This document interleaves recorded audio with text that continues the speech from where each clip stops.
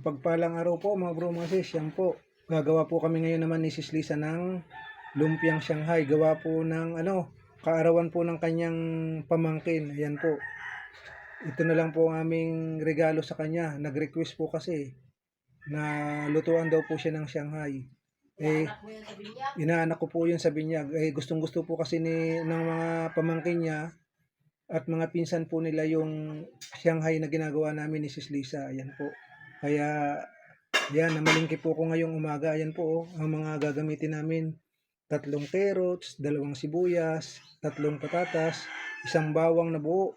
Tapos ito po yung lumpia wrapper. Tsaka kinchay. Yan. Tapos ito po yung giniling.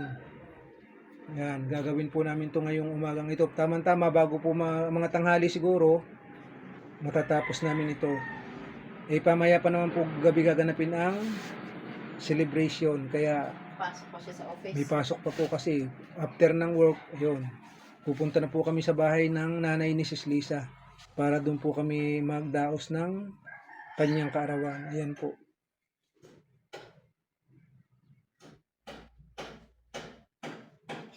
Ayan na, igigiling na ni Brunaldinho yung carrots, patatas, sibuyas, bawang, kinchay. Bali, ba to? Pangalawang giling na. Ayun po nauna mga bro, hindi lang po namin naipakita. Ayan po. Ayan. Mas maganda po rong may ganito para mabilis ang trabaho. Mayroong gilingan na di kuryente. Pero kung wala naman, pwede rin pong kutsilyohin. Kaya lang medyo matagal. Ito mas maganda mo yung may ganito po mga bro mga sis. Gawa ng para medyo mabilis. Saksak giling kagad. Tama. Ayan po oh. Ayan.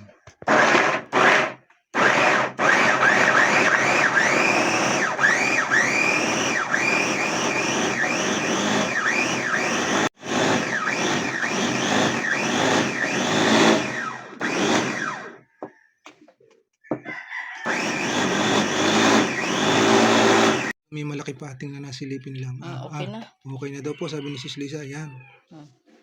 Pag nabalot po ito, okay na. Ito. Ayan po, ang murong sis oh. Dami na oh. 3 piraso lang yan na carrots no.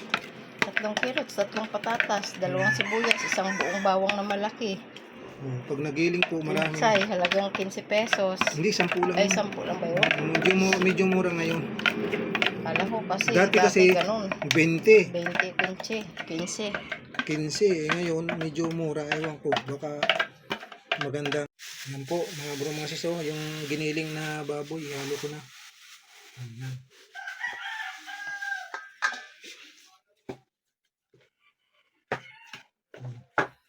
Biglang dumami. Kalahating kilo lang po ito. Pero pagka nagiling na nga po, nahalo yung mga patatas, sibuyas, carrots, dumadami na. Ayan. Lalagyan na nito ng bitsin, asin, pamintang pinong-pino.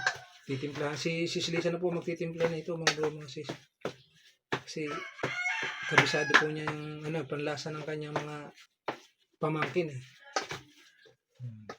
Mamaya ako na lang po magbabalot nito. Habang ayan po mga bro mga sis. Nilagyan na po ni Sis Lisa ng mga ingredients. Bitsin, asin, pamintang pino, saka 1 kutsaritang asukal. Yun lang. Bawal ang mga sisuning. Hindi ako makakain. Akong nagawa. Tapos lugi ako. Marami po kasing bawal eh. Kay Sis Lisa. Pero masarap din naman po yan kahit hindi nilagay yung mga iba pang ingredients na bawal. Paborito nga po ito nila eh. Kaya panay ulit. Malayo pa yung birthday. Inuulit, tawag, chat. Kahapon tumawag. Kanina tumawag.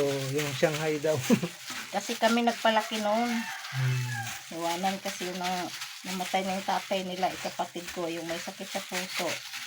Kaya kami na nagpalaki sa 4 na magkapatid. Hanggang sa mga pagtapos. Siya palang nagtapos ng college, diba? 2 4th year high school palang si Triciaan. Si Ate Trixie palang nakatapos. Tapos yung 2 3rd year college at saka 1st year. Nangayawan, gusto matatapos. Matatapos. Hindi naman pinapabayaan din ng aking kapatid na si Pepi. Tulong-tulong kami pati si Ate Maya para makatapos sila. Kasi wala na rin silang nanay.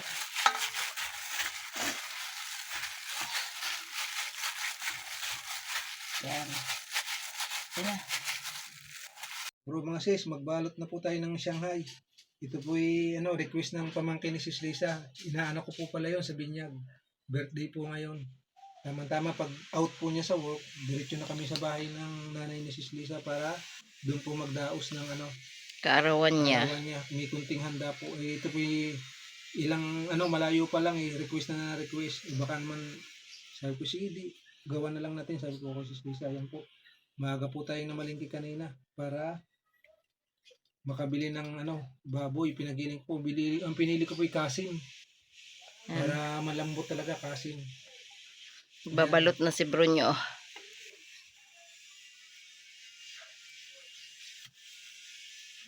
Tapos yung iba po naman ito, pambaon ni Bonso. Kasi paborito din po niya ito eh.